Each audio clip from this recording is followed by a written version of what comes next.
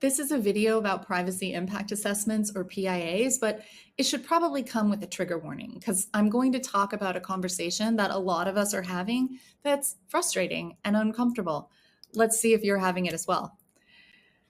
Maybe you're the privacy officer and you have been holding up a bullhorn, screaming from the top of your lungs to everybody that will listen that thou shalt do a PIA before starting anything ever.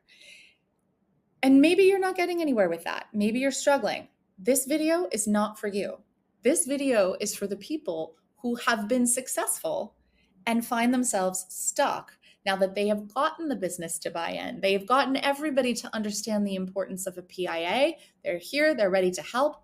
Now what? You think it's going to be easy? It's not. The business comes to you with a 3-month runway to say, I'm going to be launching a product and it includes personal information. I did a threshold assessment and a PIA is necessary. I'm willing to devote the time and resources and work it into my schedule. How long do you think it's going to take? And you, the privacy officer, must say, well, it depends. That's kind of frustrating. And so now that they're worked into the schedule and they say, hey, could you tell me, do I have to get consent for this data processing activity?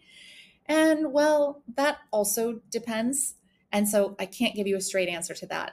And so now it's getting tense. People are getting frustrated and they're here to help and they just want you to tell them what they are supposed to do.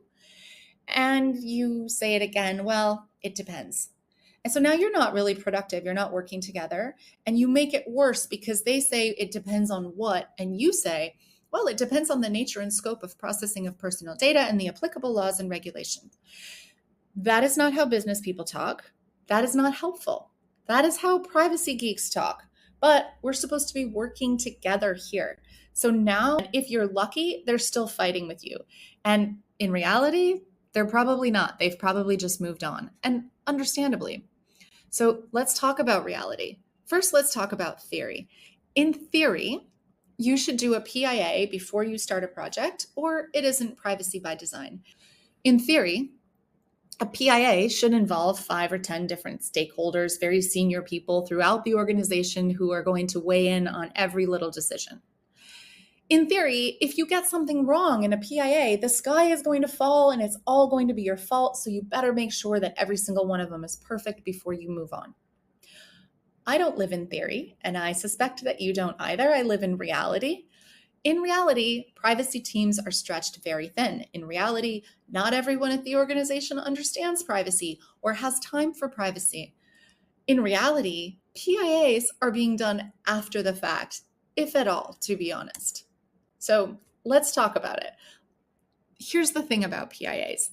We get caught up in the process sometimes, and we start to think that completing the PIA is the goal. It's not. The PIA is just an artifact. It's a document that captures a conversation and decisions that were made. It's an artifact of the process we went through to understand what's happening with the data, understand the risks, and decide what the appropriate safeguards are and implement them. And that requires a conversation. Now, there are vendors out there who are trying to tell you that they can automate all of these things. I beg of you, don't do it. That conversation is important because it's part of accountability and you can't take people out of the equation and achieve accountability. So we focus on that dialogue, on that accountability, and we developed this tool to facilitate that. And this is something that the Privacy Pro has been using with our clients throughout North America for the last few years. And they find it really helpful because it is about that give and take. It is about working together. And historically, only our consulting clients have had access to it, but now we are making it available to you. So let me tell you a little bit about it. First, what is it not?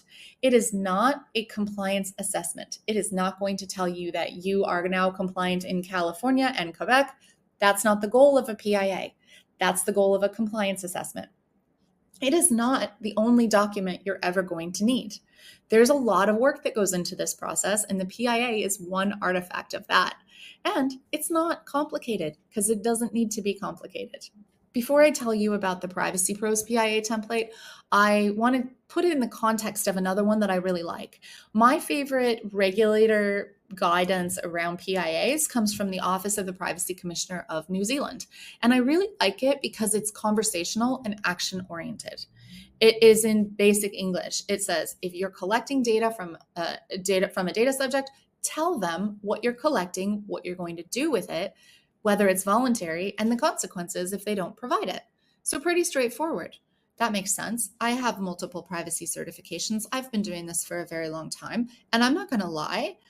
I can't look at this blank document and know exactly what I'm supposed to write there.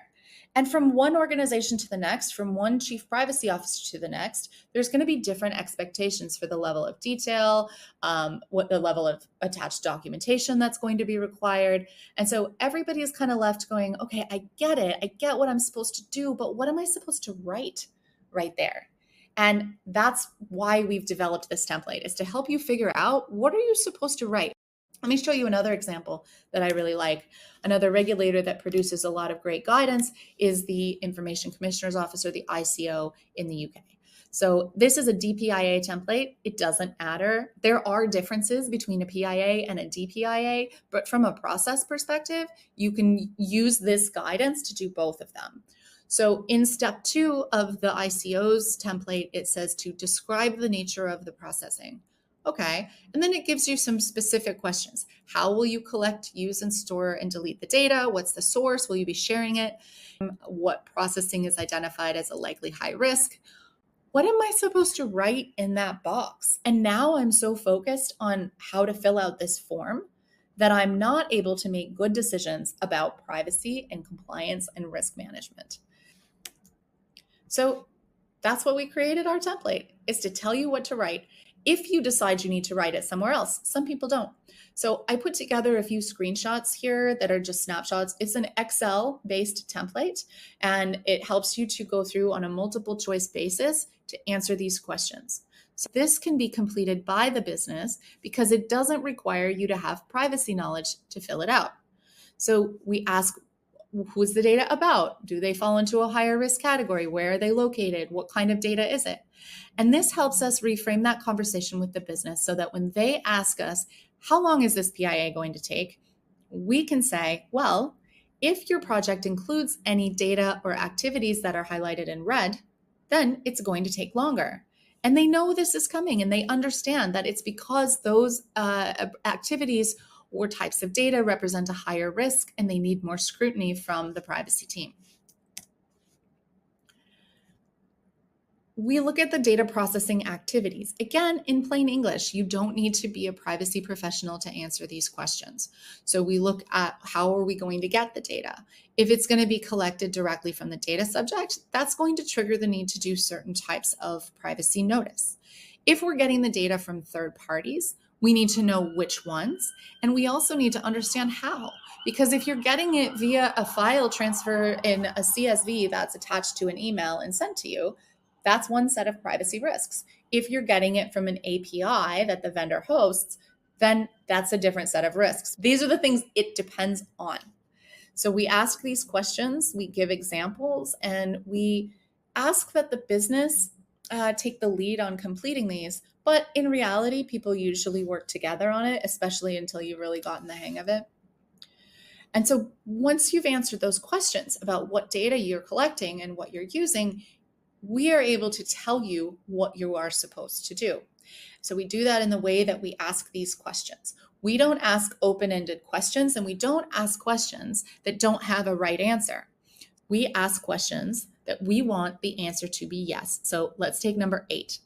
We are trying to demonstrate with evidence that in our organization, people know what we're doing with their data. And one of the ways we do that is a privacy notice. So we're not going to ask, is there a privacy notice? That doesn't tell us anything. That's probably, we'd put that notice on that webpage. We are asking the business to take accountability.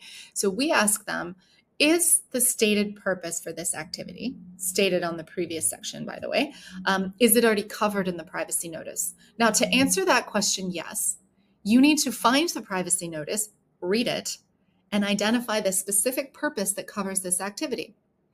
And if you did that, and you document that in the evidence, either with a link or a description, and you change the answer from blank to yes, then you have met that requirement. Now, what if the answer is no? That starts an important dialogue. Is it a secondary purpose? That tells us a lot about different types of consent that are required and whether we have a legal basis to do it. If it's not a secondary purpose and it just means that we need to update the privacy notice, now that's a task, that's an action that somebody can take. So you can see how we're working together throughout the process, but this is an artifact of where we landed and how we got there. So once you've answered yes to all of the questions that apply, you are able to demonstrate with evidence that these 13 things are true. Notice these 13 things are based on accountability and not compliance.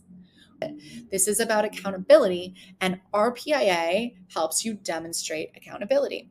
It helps you figure out what to write in those boxes. And that's the nature of the workshop. How do you actually do a PIA? And we're going to teach you.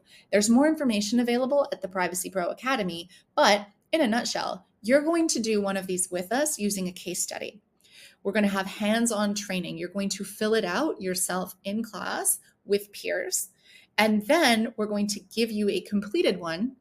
It's a real case study from a real client of ours to see how we would have done it. So you have something to refer back to. You get the template if you want to use it. If you don't want to use the template, you will know what to write, whether you're using the one from New Zealand, from the UK, from Canada, from Singapore. They're all really great tools out there. We are teaching you how to use those tools. So I hope that we see you in one of our workshops this fall. You can find us at theprivacyproacademy.com.